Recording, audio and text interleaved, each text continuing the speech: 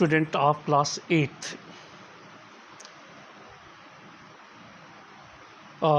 Last time तक हम लोग ये जान चुके थे कि वीड्स को जो है हटाने के लिए वीडीसाइड्स का स्प्रे करते हैं जिससे कि वो वीड्स ख़त्म हो जाए। अब फसल तैयार हो गई, पक गई है। अब फसल को काटना है, तो cutting of the crop is known as harvesting. Harvesting of a crop is an important task. The cutting of crop after it is mature is called harvesting. In harvesting, crops are pulled out or cut close to the ground. ज़मीन के पास से sickle की सहायता से या tractor की सहायता से फसल को काटना जो है ये हार्वेस्टिंग है। और फसल 3-4 महीने में तैयार हो जाती है। तो तैयार होने के बाद जो है फिर इसको काटना पड़ता है। Crop usually takes 3 to 4 months for a cereal crop to mature. Harvesting in our country is either done manually by sickle और बाई मशीन कॉल्ड हार्वेस्टर। तो जो हार्वेस्टेड क्रॉप है, the grain seeds need to be separate from hay. मतलब कि जो फसल तैयार हुई है उस फसल को जो है हमें चाप से या भूसे से निकालना ज़रूरी है। तो the separating of grain from the chaff is called threshing.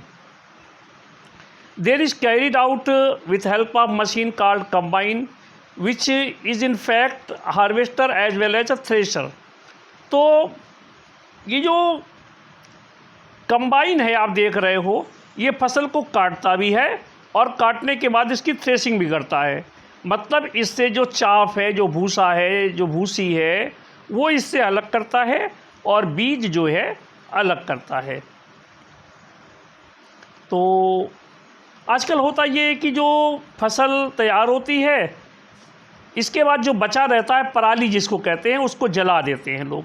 और इस पराली को जलाने से जो है बहुत पॉल्यूशन होता है। सर्दी के मौसम में जब ये तैयार हो जाती है फसल पैडी की, तो वहाँ पर पराली को जला दिया जाता है। तो इसमें सर्दी के मौसम में बहुत धुआं उठता है और दिल्ली और आसपास के शहरों में बहुत पॉल्यूशन हो जाता है। जो कंबाइन का इस्तेमाल नहीं कर पाते हैं वो फसल को काटते हैं। तो farmers with small holding of land to the separation of grain and chaff by winnowing. तो एक बिनोइंग प्रोसेस होता है जिसमें चाप को जो है अलग करते हैं और सीड को अलग करते हैं। हमारे देश में जो है 3-4 महीने के अंतराल में फेस्टिवल मनाए जाते हैं। और ये फेस्टिवल तभी मनाए जाते हैं जब फसलें कट करके आ जाती हैं। अब जैसे मैंने आपको बताया था कि दीपावली के समय खरीफ क्रॉप जो है हार्वेस्टेड हो जाती है। तो दीपावली के समय जितने भी चीज़ें गॉडेस लक्ष्मी और लॉर्ड गणेश को ऑफ़र किए जाते हैं, they all are made of rice, चाहे वो खील हो, चूरा हो, लैया हो। ठीक है। और अगर होली पे आ जाइए आप, तो होली पे गन्ने पे उसकी गेहूं की बाली और चने का बंच लगा करके जो है अग्नि को समर्पित करते हैं। तो after 3 or 4 months of hard work there comes the day of the harvest. The sight of golden fields of standing crop laden with grain fills the heart of farmer with joy and sense of wellbeing. अपनी हरी भरी दानों से भरी हुई फसल को देख करके किसान का मन प्रफुल्लित हो जाता है। और जब मन प्रफुल्लित होता है तो भैया खुशी मनाई जाती है। और जब खुशी मनाई जाती है तो खुशी मनाने को ही त्यौहार कहते हैं। The effort of past season have borne fruit and it is time to relax and enjoy a little. The period of harvest is thus of great joy and happiness in all parts of India. Men and women celebrate it with great enthusiasm. Special festival associated with the harvest season are Pongal, Baisakhi, Holi, Diwali, नवान्न और बिहू, ये जितने त्यौहार हैं, ये सारे त्योहारों के जो नाम आप देख रहे हैं, चाहे पोंगल हो, बैसाखी हो और होली हो, इस समय गेहूं की फसल आ जाती है, चने की फसल आ जाती है। दिवाली और नवान्न और बिहू की समय जो है राइस की फसल आ जाती है और हम लोग खुशी मनाते हैं। हम किसान के बेटे हैं तो हम भी खुशी मनाएंगे, हमारे यहाँ फसल भी उगती है। अब फसल को हार्वेस्ट कर लिया गया, कट कर लिया गया, तो भैया कट करने के बाद अब खेतों में तो छोड़ नहीं देंगे, तो इसका स्टोरेज एक बड़ी प्रॉब्लम है। भारतवर्ष के अंदर आज भी लगभग 15 से 20% अनाज जो है चूहे खा जाते हैं और हमारे यहाँ बहुत सारा अनाज जो है बर्बाद हो जाता है स्टोरेज नहीं हो पाने के कारण। तो द स्टोरेज ऑफ प्रोड्यूस, मतलब जो उत्पादन हुआ है, प्रोड्यूस का मतलब ये है, तो storage of produce is an important task. If the harvested grains are to be kept for longer time, they should be safe from moisture, insects, rats and microorganisms. Harvested grains have more moisture. If freshly harvested grains are stored without drying, they may get spoiled or attacked by organisms, making them unfit for use or for germination. Hence, before storing them, the grains are properly dried in the sun to reduce the moisture in them. This prevent the attack by insect, pest, bacteria and fungi. आप लोग देखते होंगे घर में आपकी माता जो है छोले के चने लाती होंगी और अगर वो 1 महीने के अंदर छोले के चने नहीं बनाती हैं तो उसमें घुन लग जाते हैं, उसमें छेद हो जाते हैं, तो वो ख़राब हो जाता है क्योंकि उसमें थोड़ा मॉइस्चर होता है। इसलिए अगर छोले चने बनाने में थोड़ी देर लग रही है, थोड़े दिन ज़्यादा लग रहे हैं, तो मम्मी लोग जो हैं आप देखते हैं कि वह उस चने को धूप में डाल देती हैं जिससे उसका मॉइस्चर ख़त्म हो जाए। कुछ लोग गेहूं को स्टोर करते समय नीम डाल देते हैं।